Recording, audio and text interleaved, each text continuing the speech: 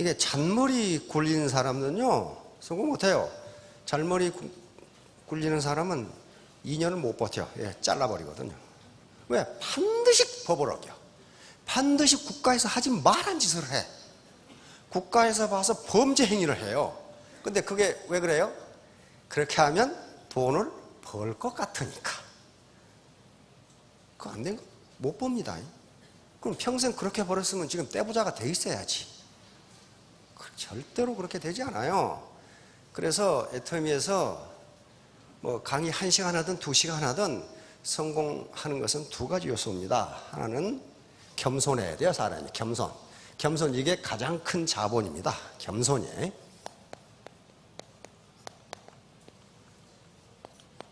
겸손이에요. 겸손. 겸손. 여기 또 외국인들이 와 계시니까 휴밀리티. 휴밀리티입니다. 겸손. 겸손은 자본입니다. 한 사람은 겸손하고 한 사람은 오만하다고 합시다. 누가 사업을 잘하겠어요? 겸손한 사람이 잘하겠어요. 그래서 겸손은 이건 자본입니다. 자본. 이게 캐피탈이에요. 캐피탈. 이게 자본이에요. 자본. 저 자본이 없으면 어떤 일을 해도 성공하지 못합니다.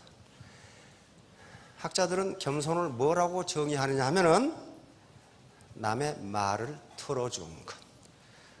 내가 틀릴 수도 있다. 이렇게 생각하는 것. 그리고 저분의 말이 맞을 수도 있다.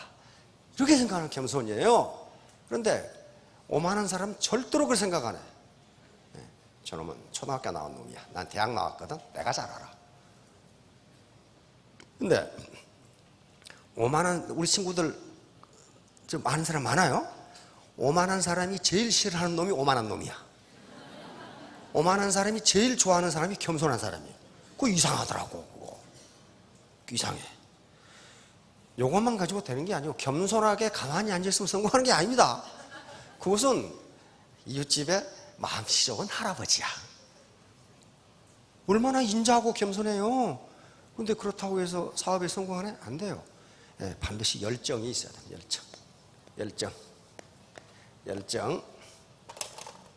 열정이 있어야 된단 말이에요. 열정이 있어야 돼. 패션이 있어야 돼. 이게 가장 기본적인 겁니다. 겸손하고 그 겸손한 가운데 열정. 죽기 살기로 3년 만에 스타마스터가 되겠다. 그렇게 생각하지 마시고 3년 후에 나는 나에게 스타마스터를 선물하겠다. 그렇게 생각했어요. 안 그러면 내가 나에게 미안하니까. 3년 후에 나에게 내가 스스로 스타마스터를 선물하겠다. 안 그러면 내가 나에게 미안하니까. 그렇잖아요. 근데 지금까지 죽기 살기로 애터미 사업을 해서 죽은 사람이 한 사람도 없어요. 전부 다 여기 올라왔어요. 그러니까 죽기 살기로 하면은 성공하실 수 있습니다. 그런데 단 조건은 정직하고 열정이 있어야 돼요. 그러려면 우선 이 머리에 돈을 빼버려야 돼. 돈을 빼버려야 돈이 들어가요. 여기에 뭐가 꽉 차 있으면 안 들어가. 애터미는 돈을 벌게 해주는 어떤 시스템을 가지고 있지만은 우리 사회 그리고 우리 대한민국의 문화 창달을 위해서도 앞으로 기여할 계획을 가지고 있습니다. 현자들이 한 말에 이런 말이 있어요. 시간 약속을 지키지 않은 사람과는 어떤 사업도 같이 하지 마라. 그 사람은 어떤 약속도 안 지킨다. 그런 말이 있어요. 꼭 아침에 보면 늦게 오는 분들이 있어. 앉아있는데 나오라고 그래. 이건 예가 아닙니다. 예가 아니에요. 선진국에서는 있을 수가 없어요. 시간만 되면 문을 닫아버려. 전부 닫아버려. 절대로 못 들어옵니다. 시간 딱. 그러면 우리 사회가 아직 후진적이라는 걸 의미해요. 시간이 넘으면 절대로 못 들어와. 문을 닫아버려 전부 다.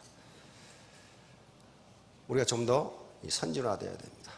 우리가 바라는 것은 고소득입니다. 하이인컴이란 말이에요. 인컴인데 고소득이 어디서 생기느냐 하는 거예요. 그러면 고소득이 생기려면요. 개인의 생산성, 프로덕티비티가 높아야 됩니다. 생산성이 적은데 어떻게 고소득이 생깁니까? 그건 불가능해요. 회사에서도 그 사람은 생산성 범위 내에서 봉급을 주지 생산성을 벗어나서 봉급을 주면 회사가 망해버려요. 그러려면은 이 생산성이 높으려면 어떻게 되면 이 캐피탈, 자본이라는 걸 가져야 됩니다. 앞으로 제가 하는 얘기는 실증 분석입니다. 규범적 분석이야. 옳다 그러다가 아니고 if then이에요. 그러니까 만일 무엇이면 무엇이다. 과학적 인과관계를 얘기하는 것이지 여기서 좋다 나쁘다는 가치 판단을 하는 게 아닙니다. 그것은 가치 판단은 개인에 따라 전부 다르기 때문에 제가 여기서 어떤 건 좋고 어떤 건 나쁘다 이렇게 이야기할 수가 없어요. 예를 들면 정부가 돈을 많이 찍어내면 물가가 오른다. 이건 맞죠? 여기서 제가 하는 얘기는 돈을 많이 찍어내면 물가가 오른다 이 얘기를 하는 거지 돈을 많이 찍어내는 게 좋으냐 나쁘냐를 지금 얘기하는 게 아니에요. 또 물가가 오르는 게 좋으냐 나쁘냐를 얘기하는 게 아닙니다. 물가가 오르면 좋은 사람이 있어요. 누가 좋아요? 기업가들은 되게 좋아요. 만들어 놓으면 계속 올라가. 만들어 놓으면. 그러나 임금 소득자들은 물가가 오르면은 화폐 구매력이 떨어지기 때문에 앉아서 봉급을 계속 카팅당해. 그런 게 있기 때문에 어떤 사람은 좋고 어떤 사람은 나빠요. 그래서 여기서 제가 일방적으로 가치 판단을 내릴 수가 없습니다. 요 사업 할 것인가 말 것인가. 요거요. 다른 사람 말 듣고 하지 마세요. 이건 자기가 판단해야 돼요. 많은 정보를 얻어서 할 만한 비전이 있는 것인지 없는지는 최종 책임은 자기에게 있습니다. 가끔 보면 사업하다가 아주 박 터지게 싸우는 사람이 있어. 왜 니년이 허락했는데 돈이 안 되냐고 그러거든? 그러면 둘 다 문제야, 둘 다. 아니, 허락한다고 해서 하고, 말라한다고 해서 말고. 그러면 그건 주체적인 삶이 아니에요. 노예적인 삶이지, 그게. 아무리 허락해도, 미국에서는 그게 안 통합니다. 미국에서는 10,000원짜리 물건을 100만 원, 1,000만 원에 팔아도 그 판 사람은 죄가 안 돼요. 왜? 산 놈, 네가 바보 아니냐, 이거야. 네가 같이 판단을 해야지. 저놈이 100만 원을 팔고 1,000만 원을 팔고 그게 무슨 상관이냐 이게. 다시 말하면 그게 자본주의 세계입니다. 자본주의 세계에서 모든 의사결정은 자기가 하고 그 결과에 대해서도 자기가 책임을 지는 거지. 누구에게 타단나는 것은 그것은 노예적인 삶이에요. 노예적인 삶이라고. 자, 두 번째는 현재 상태에서 나 같은 사람도 성공할 수 있을까? 못합니다. 미안하지만 못해요. 아무리 학력이 좋고 경력이 좋아도 못합니다. 못하는 것은 못한다고 그래야 돼. 그러면 어떻게 해야 되느냐? 와서 배워야 돼요. 시스템에 참여해서 배운 다음 학습을 한 다음에 어떻게 되냐? 성공할 수 있다 해요. 그런데 딱 오늘 참석하고 내일 안 나온 사람이 있어. 가시죠. 아, 들어보니까 다 알겠더라고. 알긴 개뿔을 알아. 여기 와서 설명할 정도가 아니면 안다고 해서는 안 돼요. 대학에서 교수하는 게 쉬운 일이 아닙니다. 교수하는 게 쉬운 일이 아니에요. 칸트 철학을 강의한다. 그 내용 알아가지고 되는 게 아니에요. 칸트 자체를 알아야 돼요. 그러니까 여기서 무슨 이 제품 설명하고 뭐 치약 다 알겠던데 뭐 안다고 하는데 또 그 사람은 사업 못해. 안 해. 왜? 안다고 하는데 모르거든. 그래서 그러고 나서는 다 할 수 있어요. 심지어는 대표 사업장이 처음 3년간 앉아있으면 해도 돈이 들어와. 그 양반은 포기란 걸 몰라. 포기. 아주 끈질기거든. 아주 끈질기. 여기서 말하는 성공은 요겁니다. 안정적인 고소득이에요. 사기꾼처럼 한 번 고소득이 아니고 그건 성공이 아니에요. 안정적인, 스테이블한, 스테이블 하이 인컴. 그러려면은 반드시 자본 축적이 돼야 돼. 자본 축적이 안 됐는데 고소득이 오른다? 에이, 그건 불가능. 그런 일은 없어요. 그래서 이 자본 축적을 하다 보니까 이 말이 이렇게 많은 거란 말이에요. 자, 토마스 에디슨, 천재는 1%의 영감과 99%의 노력으로 이루어진다. 땀으로 이루어진다. 그래서 퍼스피레이션, 땀으로 이루어진다. 그랬죠. 땀입니다. 그러니까 따라서 천재는 단순히 자신이 해야 할 모든 일을 완수하는 재능을 가진 사람이다. 스테판 클라인, 독일의 물리학자입니다. 이 양반은 에디슨의 말을 이렇게 바꿨어요. 성공은, 이 양반 최근에 인생은 그렇게 돼. 인생은 1%의 우연과 99%의 노력으로 이루어진다. 그런데 이 양반이 강조하고자 하는 것은 에디슨과는 반대입니다. 에디슨은 99%의 노력을 강조했지만 이 사람 에디슨의 말을 다른 방법으로 해석했어요. 이 1%의 우연이 없이는 99%의 노력은 무용지물이다. 그런 말이에요. 1%의 우연이 없이는 우리는 우물을 파도 한 우물을 파라 그랬죠. 그것도 물이 나올 때를 파야 한 우물을 파야지 바위 파봐야 물 나오는 거 안 나와요. 그때는 빨리 바꿔야 돼.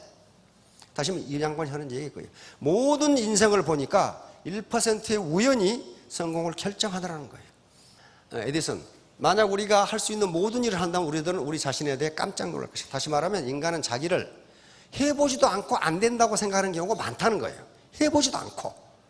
그러니까 자신이 할 수 있는 일을 최선을 다해서 하면 자기 자신도 놀랄 거다. 그런 말이에요. 포드 아저씨는 바로 이 헨리 포드 때문에 우리가 지금 자동차를 타고 있습니다. 헨리 포드 시절에는 자동차는 귀족들, 귀부인들이나 사치품으로 가지고 있었던 거예요. 그런데 포드는 그렇게 생각하지 않았어요. 이 자동차를 왜 귀족들만 가져야 되느냐? 노동자들도 자동차를 가지면 안 되는가? 이게 뭐예요? 이게 아주 창의적인 생각이에요. 포드의 최종 학력은 초등학교 졸이에요. 그러나 엄청난 책을 읽은 거예요. 그래서 그런 생각을 하게 된 거예요. 그래서 그러면 노동자들이 자동차를 사려면 어떻게 할까? 포드가 그걸 생각하는 거예요. 자동차를 싸게 만들고 노동자들의 임금을 올려주면 자동차를 살 수 있으니까 자동차를 많이 팔면 이익이 적게 남더라도 이익이다. 이 생각을 합니다. 예터미하고 똑같은 생각이에요. 치약을 990원에 팔아도 칫솔을 2천만 개를 팔면 많이 남는다. 그 생각이에요. 포드가 똑같은 생각을 합니다. 그래서 T형 자동차를 만들어서 오늘날 우리가 자동차를 타게 됐습니다. 근데 지금은 또 자동차가 많이 드니까 매연이 많이 나와 또. 그렇죠? 매연을 없애려고 노력해도 안 되고 매연이 안 나는 자동차를 만들면 돼. 그게 비즈니스예요. 그게 싱크 디퍼런트라고 스티브 잡스가 이야기한 싱크 디퍼런트예요. 그럼 뭘 만들어 버리면 돼? 맹물로 가는 자동차를 만들면 돼. 맹물로. 그게 수소 자동차예요. 수소는 얼마든지 있으니까. 물은 수소가 산소로 이루어지죠. 그게 싱크 디퍼런트예요. 내 생각이 맞다 그렇게 있으면 그 생각이 안 나와요. Coming together is a beginning. 만남이 시작이에요. 오늘 만났죠? 처음 만난 분이 있을 거예요. Keeping together is progress. 계속 함께 하는 것이 발전이고. 그러니까 오늘 듣고 다 한다고 가버리신 말은 발전이 없는 거예요. 마지막으로 working together is success 그랬어요. 함께 일하는 것이 성공이에요. 이거 계속 강조합니다. 제가 함께 일해야 됩니다. 함께. 나 혼자 똑똑한 게 아니고 어떤 개별지성도 집단지성을 능가할 수가 없어요. 대부분 사람들이 사소하다고 무시하는 것들에 관심을 갖는 소수가 부자가 된다. 가끔 그래요. 이거 칫솔 990원인데 에이 이 사람아 990원짜리 팔아가지고 언제 부자가 돼? 그놈은 부자 못 돼. 대부분의 사람들이 사소하다고 생각하는 것들에 관심을 갖는 누가? 소수가 부자가 된다. 다수가 부자 되는 게 아닙니다. 자, 그래서 신사숙녀가 된다는 것은 곧 자기 자신의 자본을 축적하는 길입니다. 이것은 인간 개발 지수, 이건 신사숙녀가 얼마나 됐냐 하는 문제예요. 인간, 유엔에서 낸 거 없습니다. UNDP, UN 개발 계획이라는 거 낸 것인데 각 국민의 평균적 인간 개발 지수를 계산해 놓은 겁니다. 그래서 아무리 그 나라가 소득이 높아도 인간 개발 지수가 낮으면 선진국으로 취급하지를 않습니다. 예를 들면 세계에서 가장 소득이 높은 나라는 중동의 카타르라는 나라입니다. 1인당 소득이 10만 달러예요. 10만 달러. 그런데 카타르를 선진국으로 친 사람이 하나도 없어요. 왜냐하면 인간 개발 지수가 낮아. 쉽게 말하면 인간이 덜 돼먹었다 그런 말이에요. 인간이. 그런데 우리가 선진국이라고 하는 나라들은요, 인간 1.0 만점인데 굉장히 높아요. 대한민국도 인간 개발 지수가 0.898. 여기서 인간 개발 지수가 0.880이면 very high. 굉장히 인간 개발이 잘 된 나라로 봅니다. 그런데 이 나라는 전부 다 소득이 고소득이에요. 다음 인간 개발 순서인데 그 소득이 다음 단계예요. 절대로 인간 개발이 안 됐는데 소득이 높아질 수가 없어요. 아프리카 인간 개발이 굉장히 낮은 나라인데 이 소득 좀 보세요. 소득. 다시 말하면 인간 개발이 안 됐는데, 인간이 아직 안 됐는데 고소득을 올리는 예는 없다. 없다. 없답니다. 그러면 우리 대한민국 내에서도 마찬가지예요. 국가에서 하지 말라는 짓 하고 회사에서 하지 말라는 불법 행하고 다른 사람에게 피해를 주고 이건 인간 개발이 안 된 거예요. 신사숙녀가 아니거든요. 그런 사람이 성공한 예는 없답니다. 자, 근데 문제는 나예요. 우리 대한민국은 세계 최고의 인간 개발 지수를 가지고 있습니다. 국민 평균은 이렇게 높아요. 그러면 평균이 문제가 아니라 나는 어떠냐, 나. 사회 평균 레벨이 워낙 높아. 워낙 높으니까 그 이상 튀어 올라가지 않으면요, 그 사회에서 어퍼클래스에 올라갈 수가 없어요. 그래서 우리가 더욱더 노력을 해야 된다는 거예요. 자, 경제사의 핵심 문제. 요 핵심 문제인데 우리는 자본주의 시장 경제입니다. 자본주의 시장 경제. 자본주의 시장 경제이기 때문에 뭐가 기초라는 거예요? 우리 사회를 돌아 움직이는 힘은 자본이에요, 자본. 왜 자본주의에 살면서 이걸 생각을 안 해? 자본이 없으면 그런 가람빼기로 살 수밖에 없어요. 우리는 사회주의 통제 경제가 아닙니다. 자본주의 시장 경제니까 모든 문제를 시장이 해결해요. 시장. 이걸 보이지 않는 손이라고 그러면. 시장이 해결하는데 그 시장은 자본의 생산성, 프로덕티비티를 가지고 소득을 분배합니다. 소득을 분배해요. 그러니까 자본을 많이 가진 자는 소득이 많게 돼 있어요. 자본을 적게 가진 자는 소득이 적게 돼 있어요. 이게 왜? 자본주의이기 때문에. 자본주의. 그렇다면 이 자본주의에서 높은 소득을 올리려면 결국 프로덕티비티, 생산성이 높아야 되고, 그러려면 자본을 가져야 돼요. 자본이 구체적으로 뭔가 하나하나 봅시다. 자, 문전옥답하고 천수답. 그 문전옥답이 비싸다는 거 다 아시죠? 그건 왜 그래요? 생산성이 높습니다. 단위 면적당 생산성이 높기 때문에, 그것은 프로덕티비티가 높기 때문에 가격이 높게 돼 있어요. 자, 김연아하고 보통 여자 모델. 김연아가 훨씬 높아요. 김연아는 뭘 가지고 있어요? 자본을 가지고 있어요. 그 몸 자체 내에 자본을 가지고 있는 거예요. 그 자본은 어디서 왔어요? 노력에서 나왔습니다. 노력에서 나왔어요. 김연아가 가지고 있는 세계 피겨 여왕이라는, 피겨 스케이팅 1위라는 자본을 가지고 있어요. 자본을 가지고 있어요. 그런데 김연아 인터뷰를 보면 그렇게 돼 있어요. 내 인생의 90%는 고난이었다. 그렇게 돼 있어. 고난이었다. 이거 뺑 돌면서 10,000번 돌았는데 3,000번 넘어졌다. 엉덩이가 아파서 돌아다니를 못했다. 그러나 그 90%의 고난이 현재 나의 영광을 가져왔다. 생산성이 높기 때문에, 즉 10억을 주고 모델을 해도 그 회사 사장이 바보가 아닙니다. 10억 이상 팔리니까, 더 팔리니까 모델을 쓴단 말이에요. 자본은 쉽게 말하면 늘 얘기했지만 인간이 만들어낸 생산수단을 자본이라고 합니다. 이게 마이크가 자본이고, 여기에 자본이고, 이 칠판이 자본입니다. 자본과 노동이 결합하면 생산성이 올라가도록 되어 있습니다. 자, 요 아줌마는 낫이라는 자본과 노동이 결합해서 생산 활동을 하고 있어요. 그럼 어때요? 요 아저씨는 예촉이라는 것과 노동이 결합해서 생산 활동을 하고 있는데 어때요? 생산성이 누가 높아요? 이 아저씨는 다 뱄는데 아줌마는 이제 1m 뱄어, 이거. 다시 말하면 자본 집약도, 얼마나 자본 축적이 되어 있냐에 따라서 생산성은 엄청난 차이가 납니다. 마찬가지죠. 누가 힘들어? 요 아저씨가 힘들어. 사비라는 자본과 결합해서, 포크레인은 자본과 결합해서, 이 아저씨는 담배 피면서라도 한 200배 일을 해버려. 200배.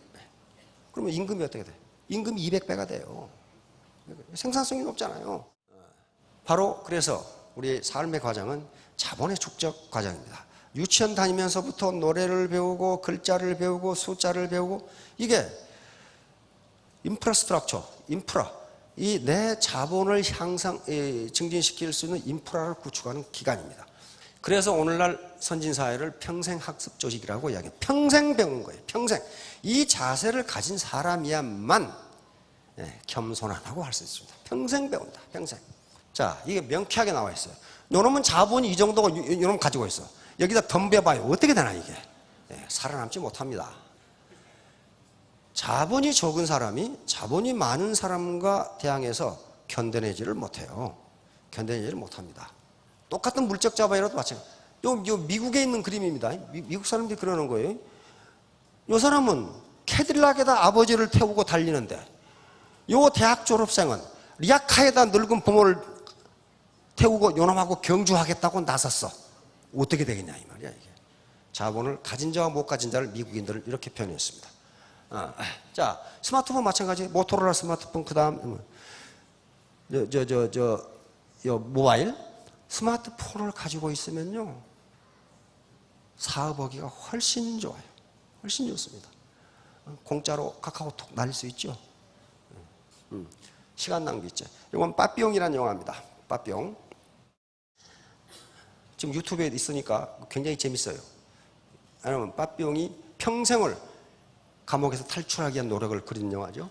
요 스티브 맥키너하고 더스틴 호프만이 나오는. 근데 빠삐용은 저 프랑스 이 외딴 섬 조지아 세인트 존스 섬에 거기 들어가면 죽어서 나와야 되는데 거기서 탈출하기 위해서 지금 독방에 가둬가지고 있는데 탈출하려면 체력이 있어야 되니까 밥은 국물밖에 안 주기 때문에 바닥에 있는 바퀴하고 지네를 잡아먹는 장면이에요. 그렇게 해서 그래서 체력을 보강하기 위해서 탈출하는 거예요. 그런데 꿈에 여기 침대에서 자는데 꿈에 이게 나타났어요. 12사도가 재판정으로 불렀어요. 사막에서. 근데 빠삐용은 자기는 죄가 없어. 포주를 죽였다는 죄로 여기 지금 잡혀왔거든. 근데 자기는 포주로 안 죽였다 이거야. 안 죽인 게 사실이에요. 그런데 여기서 재판장에 그렇게 해서 나는 죄가 없다. 무죄다. 왜? 내가 포주를 죽이지 않았다. 이렇게 죽어. 근데 재판장이 뭐라고 그래요? 너는 포주를 죽이지 않았을 수도 있다.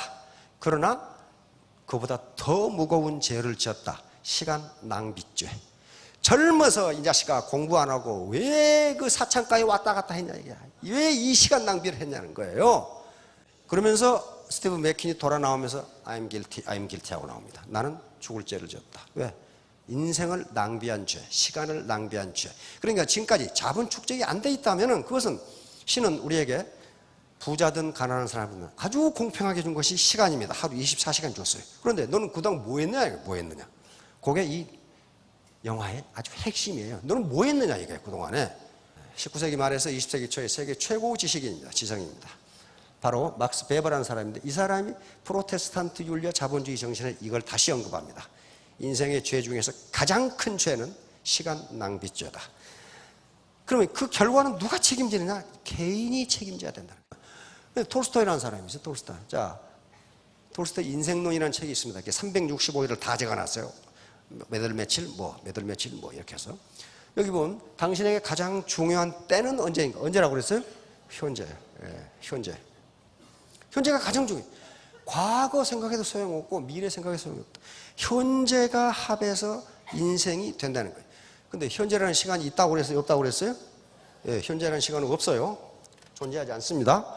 0.1초 전은 과거예요. 0.1초 후는 미래입니다. 그럼 현재는 0이에요. 예, 현재라는 시간은 제로입니다. 그래서 그러니까 찰나죠. 찰나가 합해져서 인생이 되니까 현재 시간이 가장 중요하다. 현재 시간이 가장 중요하다. 자, 그 다음에 당신에게 가장 중요한 일은 무엇인가? 현재 당신이 하고 있는 일이 가장 중요하다. 톨스토이 인생론에 있습니다. 그러니까 저에게 있어서 가장 중요한 일은 현재 강의를 하는 일이고 우리 사장님들 입장에서 가장 중요한 일은 현재 강의를 듣는 일이에요. 이것보다 더 중요한 일이 없어. 당신에게 가장 중요한 사람은 누구인가? 바로 당신이 현재 만나고 있는 사람, 그 사람이 가장 중요해요. 이게 톨스토이의 이야기입니다. 톨스토이는 또 그런 얘기를 또 있어요. 이 시간이라는 게 현재라는 게 아주 짧은 찰나다. 바로 시간 낭비죄의 형벌은 무지와 빈곤, 부자유. 요건 개인이 책임져야 돼. 무지 인간이. 현자들은 이야기합니다. 인간은 무지하게 태어났지만 멍청하게 태어나지는 않았다. 따라서 살아가는 과정에서 유지하게 된다. 근데 그걸 시간을 낭비해버리면 어떻게 돼요? 멍청하게 태어나지 않았는데 시간을 낭비해버리면 끝까지 무식한 사람으로 남게 된다. 그래서 부자유가 오고 빈곤이 따라온다는 거예요. 네, 영화 사관과 신사라는 리차드 기어가 나오는 지금도 리차드 기어 굉장히 멋있어요. 나이 들었는데도 굉장히 멋있어. 이 영화는 바로 무슨 얘기? 사관 오피서 장교입니다. 신사. 장교가 되어가면서 인간이 어떻게 신사가 되어가는 걸 그린 영화가 사관과 신사입니다. 그러니까 두 사람이 아니고 한 사람이에요. 리차드 기어라는 이게 아주 불행한 가정에서 자라서 인간을 못 믿고 자기밖에 몰라. 자기 이속만 챙기려고 그래. 그런데 강한 훈련을 사관학교에서 받아가면서 신사가 되어가는 과정을 그리는 겁니다.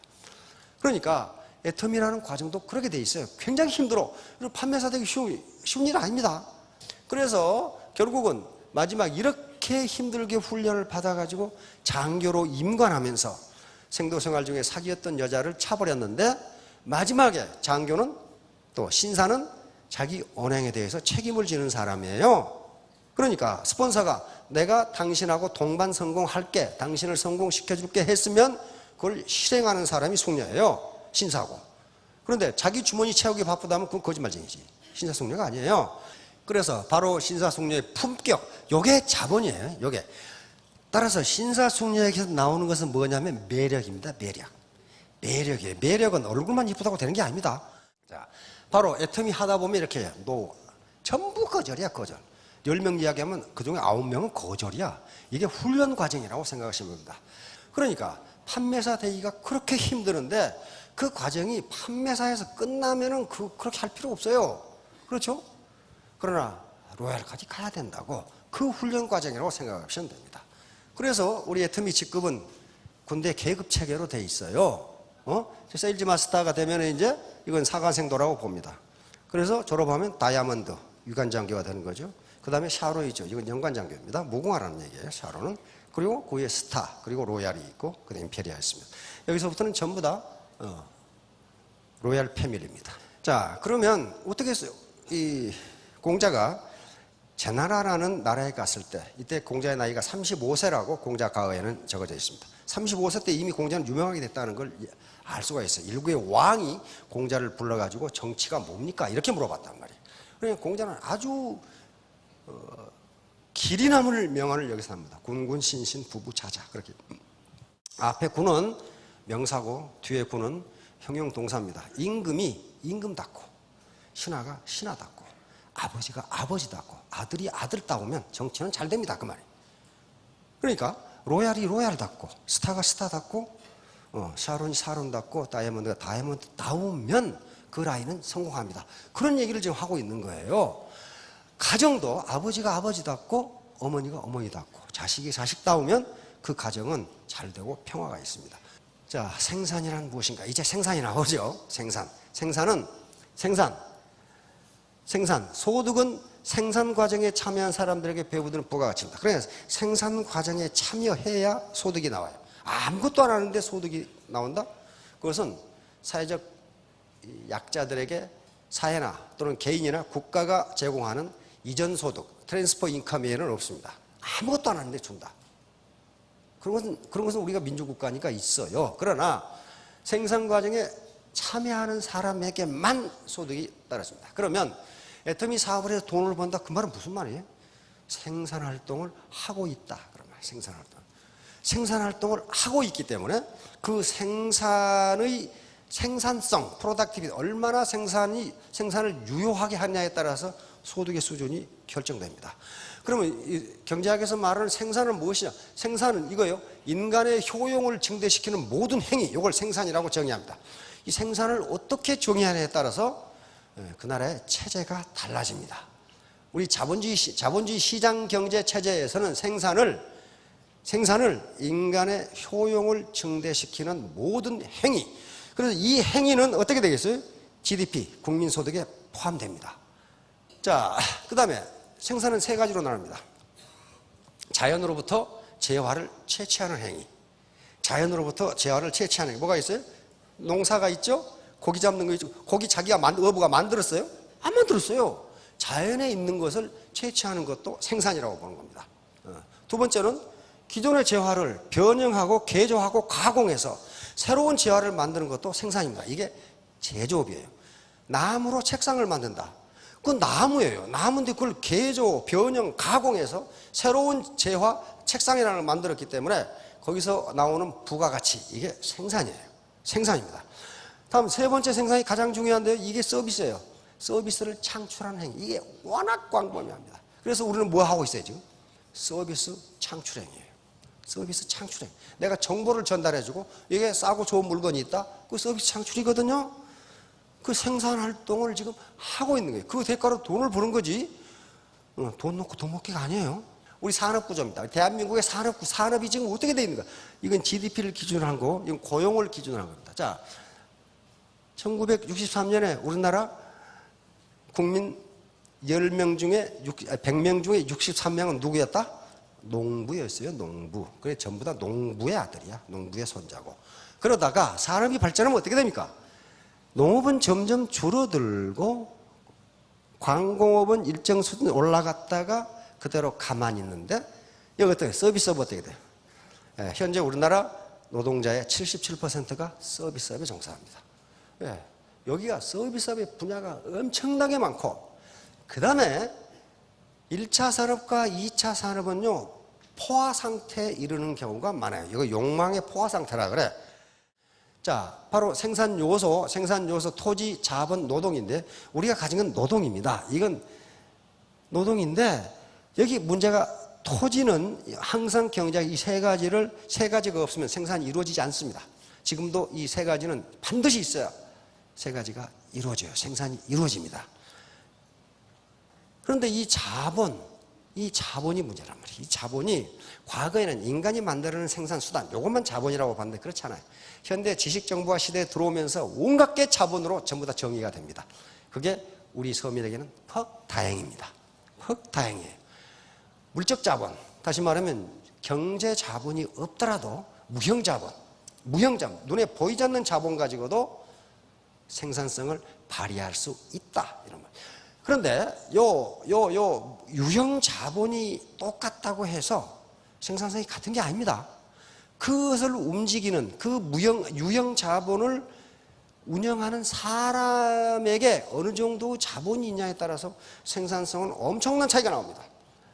자, 여러분 그렇게 생각하십시오. 3년 후에 나는 나에게 스타마스터를 선사하겠다. 안 그러면 내가 나에게 미안하니까. 여러분 모두 성공하시기 바랍니다. 감사합니다.